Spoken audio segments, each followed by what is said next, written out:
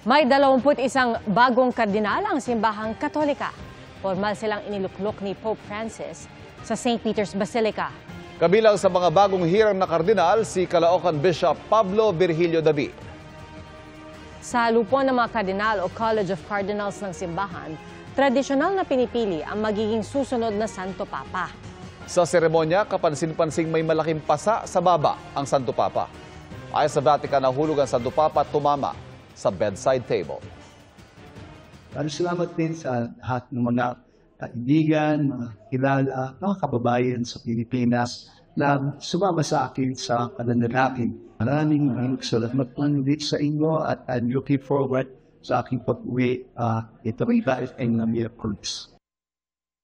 Hindi lang po ang mga kasiyahan ng kabi-kabila ngayong Pasko, kundi pati na ang traffic at hirap sa pagsakay. Nakalbaryo po ng mga commuter. At mula sa Quezon City, nakatutok live si Jamie Santos. Jamie? Pia, damang-dama na talaga ang Christmas season dahil sa kaliwat ka ng parties at pagpapailaw ng mga Christmas tree. Pero bukod dyan, feel na rin ang Christmas rush dahil sa tindi ng traffic. 1:30 ng hapon nang simulan naming bagtasin ng EDSA. Pagdating sa Cubao, may build-up na. Lalo na pagdating sa mga U-turn slot patungo sa mga mall na nakapwesto sa kahabaan ng EDSA. Una nang sinabi ng MMDA na asahan ang pagbigat ng trapiko ngayong Disyembre. At inaasahan nilang aabot sa 500,000 vehicles ang daraan sa EDSA na mas mataas sa daily average nitong 421,000. Bagaman naiintindihan ng ilang commuter na marami ang pupunta sa mall at parties, di raw nila maiwasan ang ma-stress sa traffic.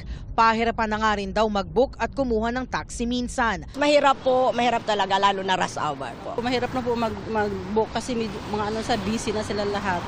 Sabi ng mga nakausap naming taxi driver, di naman daw sila namimili ng pasahero. Minsan lang kailangan nilang tumanggi sa biyahe dahil sa sobrang traffic. Sasaksagan ng masikip, dalawa-dalawang oras wala kang kikitain eh. Taas ng gasolina. Pero ilang ulit na paalala ng LTFRB, bawal tumanggi sa pasahero. Ayon naman sa LTO, magpapakalat sila ng mga personnel na magbabantay sa mga kalsada ngayong holiday rush, partikular sa mga truck route kapag inalis ang truck ban.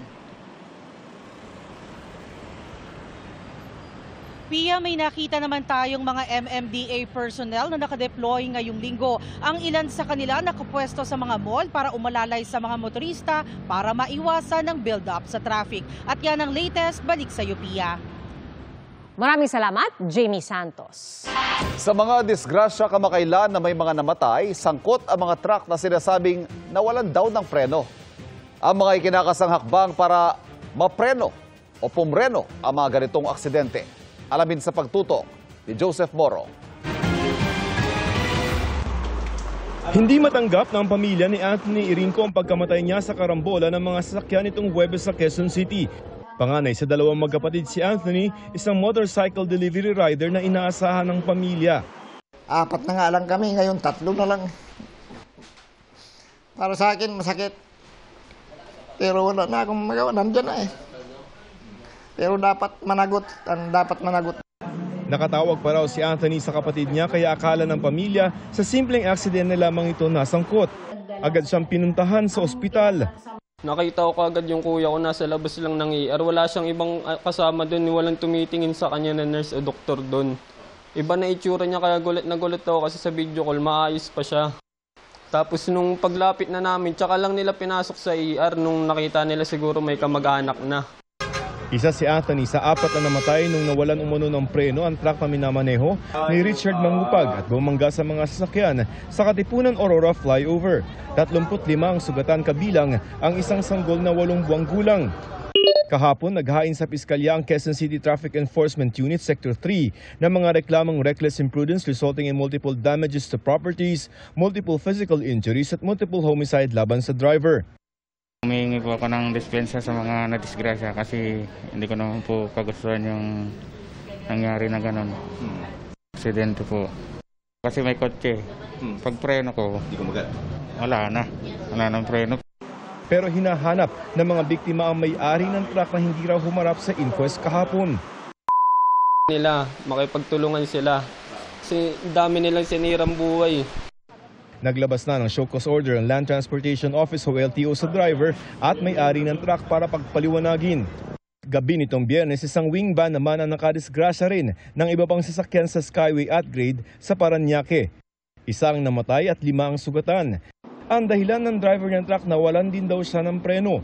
Patay sa datos ng MMDA na nakalap ng GMA Integrated News Research, sa mahigit 55,000 vehicular accident ngayong taon hanggang nitong Setyembre, 4 ang naitalang dahil sa palyadong preno.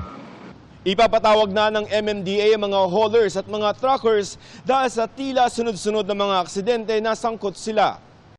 Remind para yung mga members nila ay masabihan, i-maintain yung kanilang mga sasakyan na nasa kondisyon at maging disiplinado yung mga driver sa pagmamaneho. Nagpakalat na rin ang LTO ng mga enforcer na magsasagawa ng mga surprise inspection para tiyaking ligtas sa mga bumabiyahing truck at bus lalo ngayong holiday rush. Para sa GMA Integrated News, Joseph Morong, nakatutok 24 oras.